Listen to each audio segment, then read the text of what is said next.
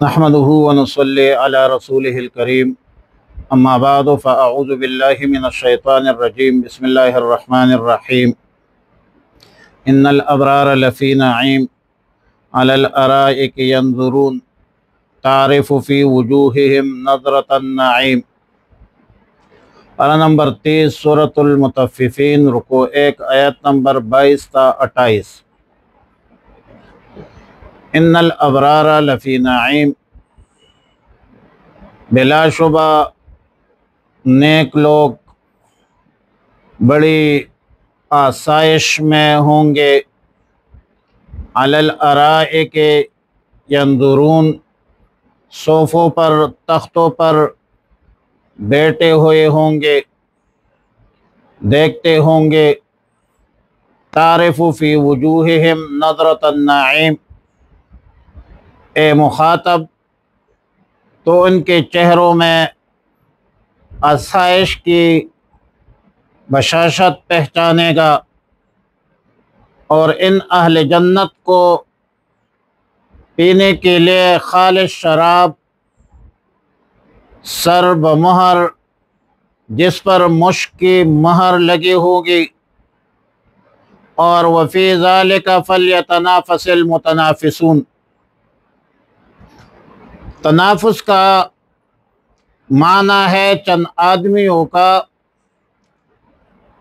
کسی خاص مرغوب اور محبوب چیز کے حاصل کرنے کے واسطے جپٹنا، دوڑنا، تاکہ دوسروں سے پہلے اس کو حاصل کر سکے۔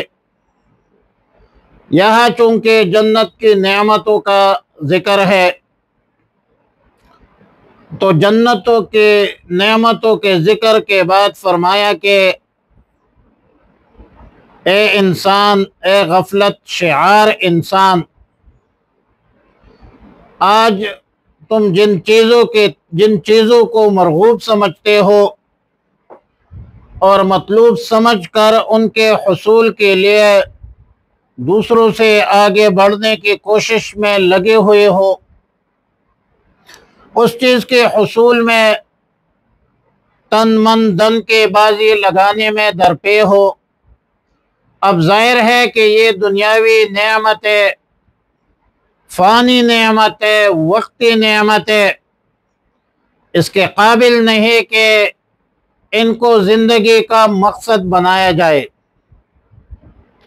اور زندگی کا مقصد سمجھ کر اس دنیاوی فانی وقتی نعمتوں کے لیے مسابقت اختیار کرے اور بہت زیادہ بھاگ دوڑ شروع کرے۔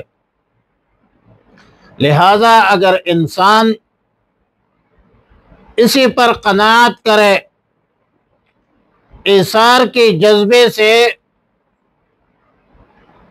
تحمل کے جذبے سے، قربانی کے جذبے سے چند روزہ راحت و آرائش کا سامان ہاتھ سے نکل جائے تو یہ کوئی بہت بڑا صدمہ نہیں ہے،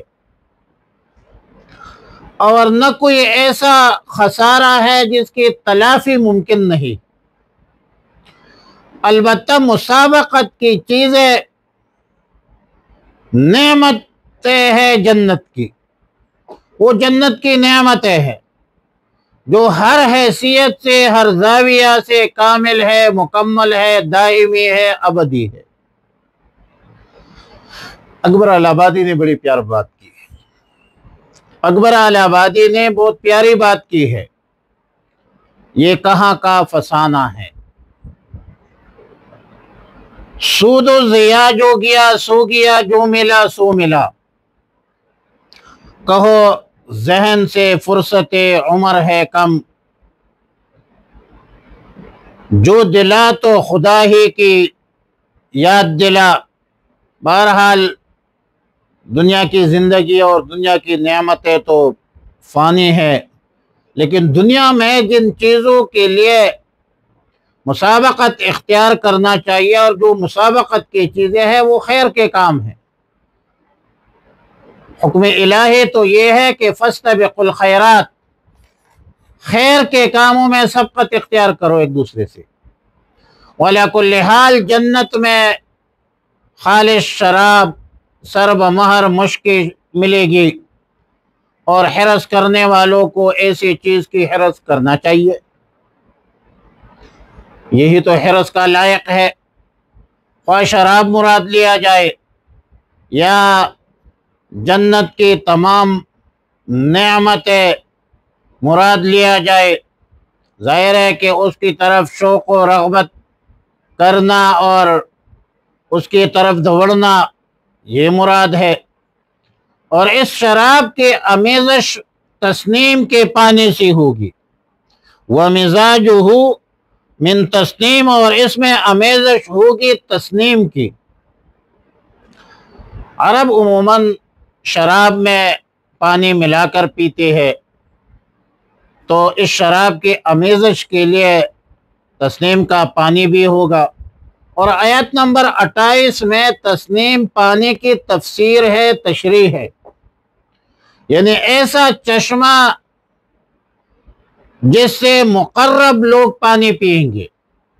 مطلب یہ ہے کہ سابقین یعنی مقربین کو تو خالص پینے کا اس کو پانی ملے گا، اصحاب الیمین یعنی ابرار کو اس کا پانی دوسری شراب سے ملا کر ملے گا۔ قذافی در منصور عن قتادہ ومالک ابن حارث وابن عباس وابن مسعود وحذیفۃ بن الیمان رضوان اللہ تعالی علیہم اجمعین۔ اب یہاں پر یہ جو مسئلہ ہے کہ یہ مہر لگانا کیسا ہے، تو بھائی یہ علامت ہے اکرام کی۔ وہاں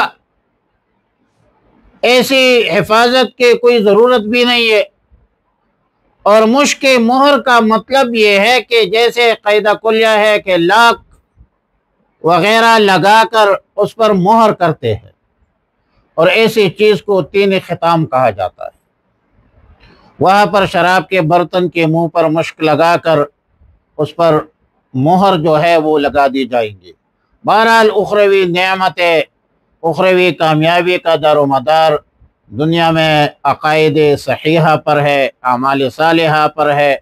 اگر دنیا میں اللہ کے احکامات اور رسول اللہ صلی اللہ علیہ وسلم کی تعلیمات پر عمل کیا جائے تو جو اخروی کامیابی ہے وہ یقیناً مقدر ہے، اور یہ اللہ کی طرف سے وعدہ ہے۔ ان اللہ لا یخلف المیعاد، اللہ رب العالمین اپنے وعدے کی مخالفت نہیں کرتا، اللہ اپنی سنت کی مخالفت نہیں کرتا۔ وَلَن تَجِدَ لِسُنَّتِ اللَّهِ تَبْدِيلًا۔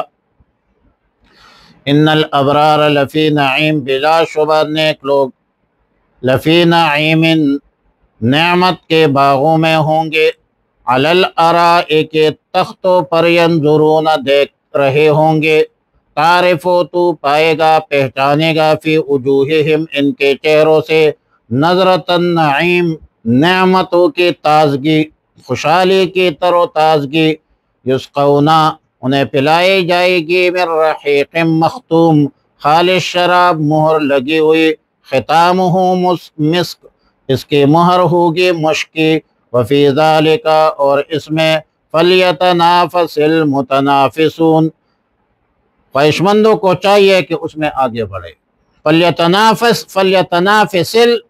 فلیتنافس رغبت کرنی چاہیے، المتنافسون رغبت کرنے والوں کو۔ وَمِزَاجُهُ مِن تسنیم اور اس میں آمیزش ہوگی تسنیم کی، اور تسنیم کیا ہے؟ عَيْنًا يَشْرَبُ بِهَا الْمُقَرَّبُونَ، وہ ایک چشمہ ہے جس سے مقرب لوگ پانی پئیں گے۔ اللہم ربنا تقبل منا انکا انت السمیع العلیم وتب علینا یا مولانا انکا انت التواب الرحیم۔ اللہم احسن عاقبتنا فی الامور کلہا وأجرنا من خزي الدنيا وعذاب الآخرة، اللهم وفقنا لما تحب وترضى، وصلى الله تعالى على خير خلقه محمد وآله وأصحابه أجمعين۔